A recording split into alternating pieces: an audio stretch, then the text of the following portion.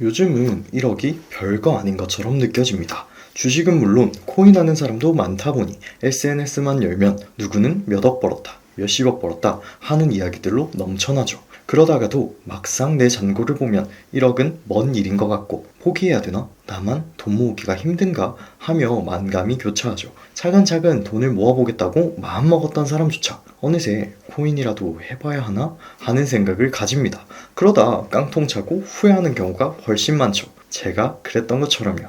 이번 영상 끝까지 집중하시면 저처럼 후회하는 일 없이 그토록 바랬던 1억으로 가는 게 훨씬 안전하고 빨라질 겁니다. 처음에 돈을 열심히 모아보겠다, 1억을 모아보겠다 라는 목표를 세웁니다. 그렇게 적금을 들고 절약을 하게 되죠. 모은 돈이 조금씩 생기고 예금, 청약 등에 가입합니다. 이렇게 돈을 모은다는 것, 아낀다는 것이 익숙해질 때쯤 고비가 찾아오죠. 주변에서 너무 쉽게 1억이라는 단어를 들을 때가 생기는 거죠. 분명 나는 어렵게 고생하며 모으고 있는데 한 달에 1억을 벌었다는 말을 듣고는 현타가 오는 거죠. 내가 아끼고 저축한 스타벅스 커피를 2만 잔 마실 수 있는 돈이니까 말이죠. 2만 잔이면 하루도 빠짐없이 한 잔씩 마셔도 무려 55년을 마실 수 있는 돈인데 그걸 한 달 만에 벌었다고 하니 나도 주식을, 아니 심지어는 코인을 해야 하나 하고 찾아봅니다. 처음에 이 흔들림을 참아내야만 합니다. 그 유혹에 휘둘려서 무리하게 모은 돈 넣었다가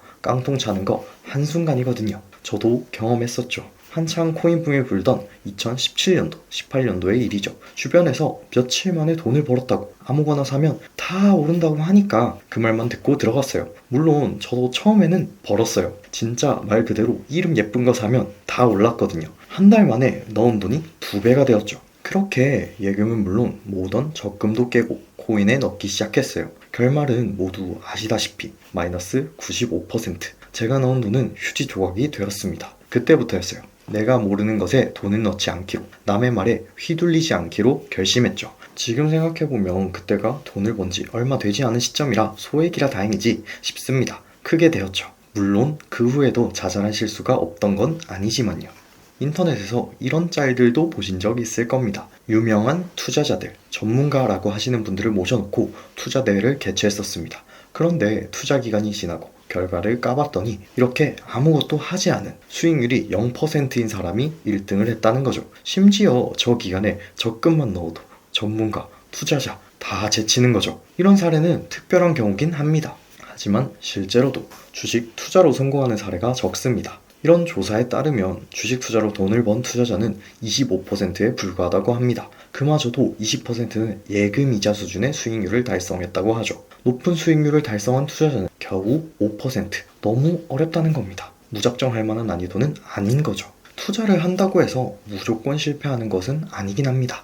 특히 미국 주식을 하면 된다, 국장 외에 미국 주식은 몇십 년을 봐도 우상향 중인데 이라고 할 수 있죠. 맞는 말입니다. 통계상 틀린 것도 아니죠. 근데 이것조차도 마찬가지입니다. 저렇게 상승하는 동안 수많은 하락이 있었을 테고 그것을 버티지 못한 사람도 있을 테니까요. 결국 코인도 주식도 투자라는 것은 알고 해야, 투기나 도박이 아닌 투자를 해야만 하는 것이죠. 멋모르고 시작하면 저처럼 눈물 흘릴 겁니다. 지금은 또 다르지만 이 투자에 대한 방법들은 앞으로 한번 다뤄보겠습니다. 당장 누구나 쉽게 안전하게 돈을 모으는 방법을 찾는다면 미국 채권 투자, 미국 채권들을 모아둔 국내 상장 ETF, 해외 상장 ETF가 있습니다. 이곳에 돈을 넣는다면 우리가 원하는 예금, 적금보다 높은 수익률을 얻을 수 있죠. 게다가 코인, 주식 투자에 비하면 비교할 수 없는 안정성이 있습니다. 추가적으로 유동성, 언제든지 돈을 꺼낼 수 있다는 말입니다. 이렇게 장점이 많은 투자처입니다. 워렌 버핏조차도 보유한 현금을 현금 대신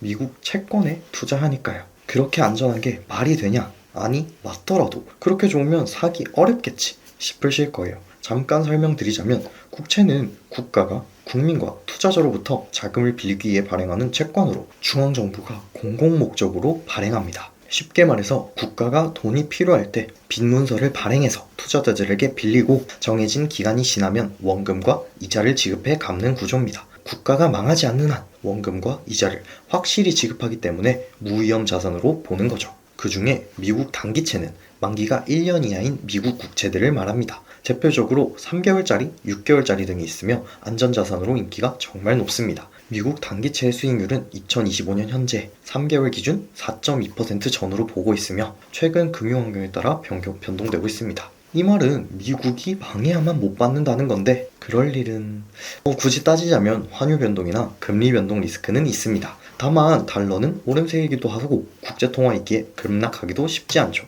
금리 리스크의 경우도 단기 만기로 인해 변동성이 적어 상대적으로 안전한 편에 속합니다. 하지만 이 국채들을 직접 투자하는 것은 조금 번거롭거든요. 앞서 말씀드린 대로 만기도 있고 이럴 때 더욱 편안하게 해주는 것이 여러 단기 국채를 모아둔 ETF입니다. 만기 걱정 없이 주식 계좌에서 쉽게 매수할 수 있게 되는 거죠. 미국에 상장된 SGOV, SHV 등이 있고 월 배당 방식의 이자가 5% 정도 됩니다. 그 외에도 SHY, VGSH, BILS, SGOV 등이 있습니다. 국내 상장 ETF로는 타이거 단기채권 액티브, 코덱스 미국 단기채권 선진국 ETF, 하나로 미국 단기국채 ETF, KB스타 미국 단기국채 ETF, 솔 미국 초단기국채 ETF 등이 있으며 마찬가지로 대부분 월배당을 제공합니다. 이렇게 미국 단기채 ETF들을 설명했는데 이 상품들을 그냥 매수하는 것도 좋지만 조금 더 유리한 통장이 있습니다. 특히 국내 상장 해외 상품을 투자할 때 절세까지 받을 수 있는 통장입니다. ISA의 가장 큰 장점은 수익에 대한 비과세 혜택입니다. 기본적으로 200만원, 서민형은 400만원까지 전액 비과세이며 초과 수익에 대해서도 9.9% 분리과세로 세부담이 굉장히 낮습니다. 이 외에도 다양한 상품을 운용할 수 있다는 장점, 연금계좌 전환 시 추가 혜택, 투자손익 통산 가능 기능 등 장점이 많습니다. 절세는 물론 의무기간만 지나면 편하게 출금도 가능하니 부족한 부분이 없는 거죠. 마지막으로 일부는 청년 도약 계좌에 꼭 넣었으면 좋겠습니다. 최대 연 240만원까지 지원금을 받을 수 있으면서 5년 동안 총 1200만원의 지원금을 받을 수 있습니다. 기본 금리는 시중은행 수준이나 정부 지원금이 추가로 붙으며 실질 수익률이 일반 예금 상품보다 훨씬 높습니다. 게다가 이 계좌도 마찬가지로 이자 및 지원금에 대한 소득세가 면제되기 때문에 세금 부담 없이 순수익을 극대화할 수 있는 거죠. 지금 당장 내 계좌를 보고 이것들보다 이율 낮은 적금, 예금이 있다면 일부는 꼭 갈아타셨으면 좋겠습니다.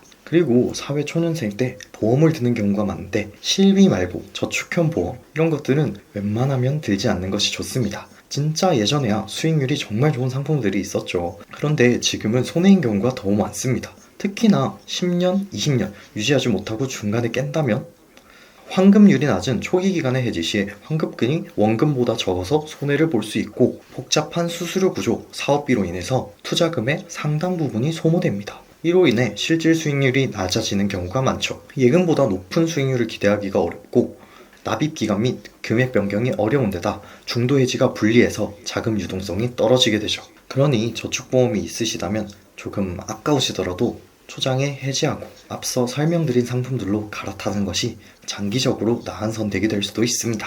이렇게 주식 코인을 하기에 앞서 먼저 돈을 꼭 넣어야 할 통장들을 알아보았습니다. 위험을 감수하지 않고 안정적이면서도 빠르게 돈을 모을 수 있을 겁니다. 다음에도 1억에 다가가기 위해 소액으로도 쉽게 할 수 있는 투자 방법 등을 살펴보도록 하겠습니다. 시청해주셔서 감사합니다.